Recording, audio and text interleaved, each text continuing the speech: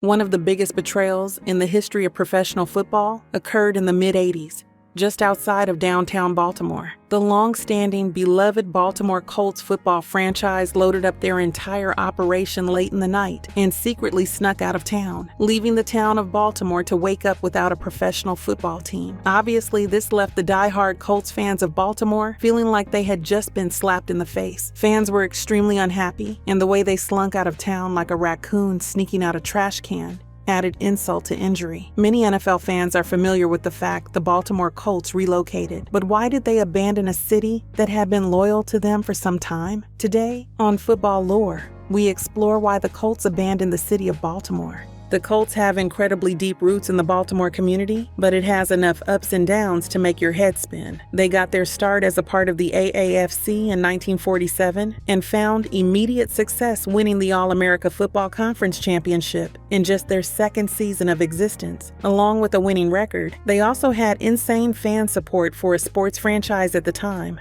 They played the last game of their inaugural season in front of a crowd of over 50,000. While they had immense success in their first few seasons, they struggled for the next few years until a major event occurred in 1950 that changed the trajectory of professional football as we know it. For 2 long years, Baltimore had no professional football team, but the constant protest of the fans had caught the league's attention. The NFL commissioner Burt Bell issued a business challenge to the mayor of Baltimore, Thomas D'Alessandro Jr. If he could manage to sell 15,000 tickets to the citizens of Baltimore in the next month and a half, the NFL would bring a franchise back to the city. Word quickly spread to all the football fans in the city, and within just 4 weeks, the 15,000 number had been decimated. Obviously, the NFL had the proof that a franchise in the city would be profitable, so bringing football back to Baltimore was a shoo-in. From this point, the Colts had some ups and downs. Their first few seasons were rough, but the addition of Johnny Unitas in 1956 started a golden age of Colts football. In 1958 and 1959, they won back-to-back NFL championships. With Unitas at the helm, they remained a competitive team and made another championship appearance in 1964 during Unitas's MVP run. The Unitas era from 1956 to 1972 would be capped off with another NFL championship during the 1968 season and a Super Bowl championship in 1970. Unitas is an absolute Colts legend, and that team would go on to be adored by the entire city of Baltimore. However,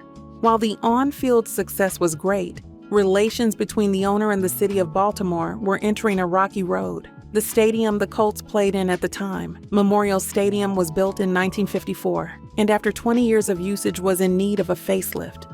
However, neither the city nor the owner, Carol Rosenblum, could come to an agreement over who should pay for these upgrades. The relations continued to sour until they reached a point of no return. In 1972, just 2 years after winning a Super Bowl, the owner, Rosenblum, expressed interest in either selling the team or completely removing them from Baltimore. A man by the name of Robert Irsay had just come into ownership of the Los Angeles Rams, and in the 1972 offseason, they decided to trade teams in a tax-free swap. This brought the Baltimore Colts under the ownership of Irsay, who was initially born in Chicago. Rosenblum had been born in Baltimore and had a deeper connection to the market. Irsay was a great businessman, but he wasn't the type to put up with a difficult city if it meant he would miss out on more money elsewhere. At first, things seemed to simmer down. The Colts continued to be a decent NFL team with some playoff appearances, but by the early 80s, the team had begun to face financial issues. The drop in performance led to a decline in fan support, and the falling ticket sales reduced revenue quite considerably. This happened at the time when player salaries began to balloon,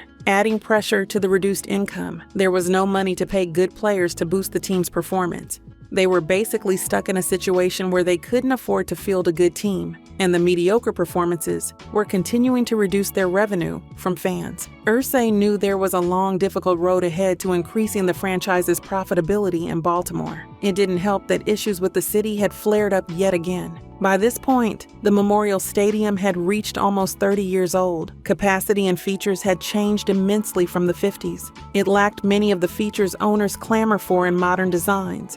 It had no luxury boxes, an extremely small maximum capacity, and limited concessionability. This was dragging down the potential revenue from the stadium immensely, and Irsay was pushing the city to replace it with a new state-of-the-art facility that would boost revenue and bring fan attention back. This devolved into negotiations with the city that became very heated. Irsay went before Baltimore city officials and the Maryland state legislature to secure funding for his project. The officials did not want to commit any taxpayer money to the building of a new stadium, and Irsay was insistent that this wasn't going to be a project he funded himself. This led to a stalemate, with neither side being willing to budge an inch on the matter. But then the officials decided to make a move that sealed the fate of the Colts in Baltimore. The Maryland General Assembly attempted to pass a bill that would allow the state to seize the team under eminent domain. Their goal was to force Irsay to keep the team in town. Obviously, the government trying to forcefully take over the business of a citizen was absolutely insane, regardless of how bad you want the NFL team to stay in your city. It also displayed a clear sign to Irsay that there was going to be no saving the relationship between the two parties. If they were going to be willing to forcefully strip him of the business he legally owns, then they would always be willing to jam a knife into his back down the road. I really have a hard time understanding what the General Assembly expected to happen after this. I understand not wanting to use taxpayer money to fund a stadium, but trying to forcefully strip the rights of a franchise from an owner is crazy. Obviously, Irsay was going to react by moving the team before they were able to take it from him. It also happens that other markets were begging for a chance to play host to an NFL team. Indianapolis is a city with a decently sized market that was willing to let the Colts play in their brand new Hoosier Dome they had just completed. It had all the modern amenities that Irsay had been looking for at the time, and the city officials offered him a deal with tax breaks, financial incentives, full political support, and the prospect of dominating a similarly sized market as one of the only major league sports teams in the city. It also helped the city officials were more than accommodating to Irsay during negotiations. It was a breath of fresh air compared to the state of Maryland, where they were trying to forcefully remove the team from his possession. It was decided behind closed doors that Irsay was going to relocate the team to Indianapolis. It made sense financially, and it was going to be an easier environment to conduct business in. From a purely business perspective, it makes sense that he wanted to move the team, factoring in that the state he was in was trying to remove his right to ownership. And it becomes an even more obvious move. Before researching this video, I didn't really understand why they had to pack up and move in the middle of the night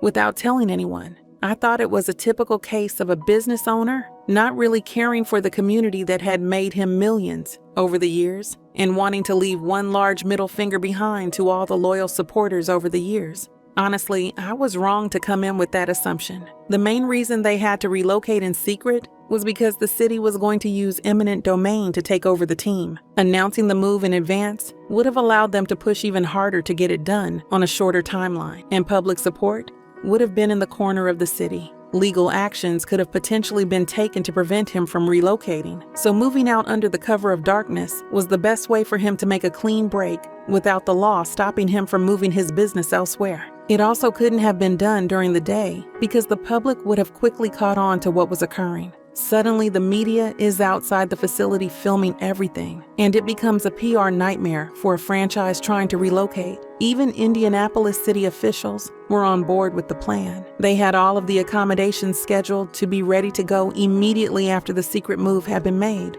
Sure, I can totally understand why fans felt like it was a slap in the face at the time. Sports teams are something we have a special relationship with, and the complications of business and state government aren't really factored in when something you've loved for 30 years relocates. However, in this situation, I can't say I wouldn't have done the same if I was in Irsay's position. If any of us had a successful business and had the city we operated in trying to use the law to strip our business away, while another city was begging you to come operate there, you would probably leave. I know some people in the comments will totally disagree, and that's fair. I just think Maryland shot themselves in the foot with that threat. The team had relocated, and while drama played out for a bit in the media, they had immediate success in Indiana. Not necessarily in terms of winning and losing, but by terms of generating more revenue. The population of the city immediately embraced the team with open arms, and while they had some horrible seasons, they were making more money than their stint in Baltimore. The golden era of Peyton Manning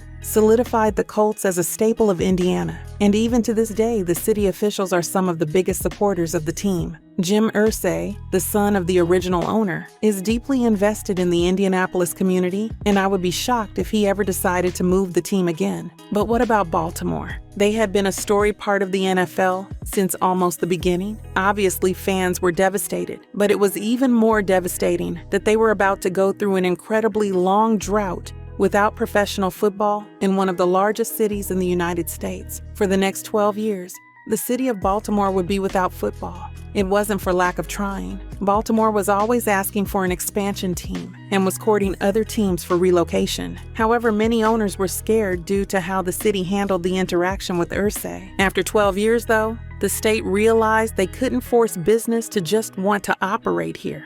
During the 1995 NFL expansion, they offered a package of $200 million of state funds, a rent-free stadium, and permission to generate up to $80 million in ticket revenue a year. While they didn't secure a team during expansion, this offer attracted the attention of the Browns owner, who was facing a worsening situation in Cleveland and desperately wanted out. They ended up relocating to Baltimore in 1996 and took on the new branding of the Baltimore Ravens. They ended up getting their brand new M&T Bank Stadium in 1998. Which allowed an incredible boost in revenue. The fans of Baltimore were elated to have an NFL team back in town and embraced the team in a way most cities wish they could experience. I would argue that the Ravens have one of the most die-hard fan bases in the league, and this level of support has allowed the Ravens to become one of the most profitable franchises in the league. I really think that the city realized what they were missing during the 12 years without a team, and won't let support fall to the point where someone wants to leave the city again. It also helps that just 4 years after relocating, they managed to secure a Super Bowl title.